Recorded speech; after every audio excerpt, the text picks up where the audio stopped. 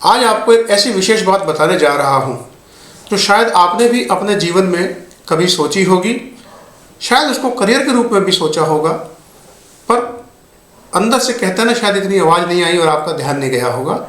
या आप बच्चों के लिए कुछ करियर सोच रहे हैं, यह भी एक करियर का ऑप्शन बन सकता है, क्योंकि कभी कभी कुछ चीज़ें ऐसी होती हैं जो बिल्कुल हमारे निकट होती है, हम ही देख नहीं पाते।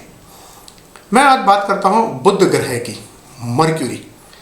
मर्क्यूरी प्लेनेट का कंजंक्शन आपकी कुंडली में जितने भी ग्रहों के साथ हो रहा है, उतनी लैंग्वेजेस आपको आती होंगी।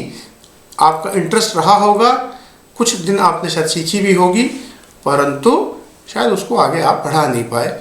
मर्क्यूरी बिजनेस को भी रिप्रेजेंट कर रहा है, तभी मैंने उस करियर वाली बात को जोड़ा। करियर के लिए सैटर्न भी देखना है, बिजनेस के लिए मर्क्यूरी भी देखा जाएगा।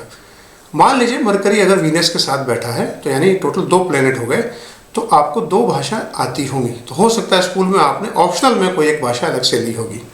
देखिए, मदर टंग हम सबको आती है, तो उसको नहीं गिने। उसके अलावा की भाषा की अगर मैं बात करूँ तो यह है, मर्क्यूरी के साथ मान लीजिए 2 प्लेनेट और बैठ गए, तो कुल ये 3 प्लेनेट हो गए।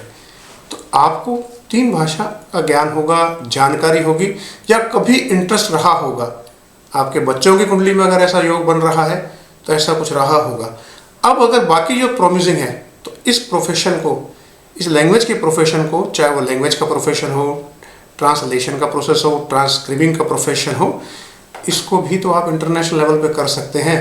क्योंकि अगर अन्य भाषा है और विदेश की भाषा है तो बहुत अच्छी अर्निंग भी आपको दे सकती है। सोचिएगा और देखिएगा अपनी कुंडली में, इसको बहुत साधारण तरीके से देखा जा सकता है, कोई कॉम्प्लेक्सिटी नहीं है। और बताइएगा कमेंट के माध्यम से। थैंक यू, प्रणाम।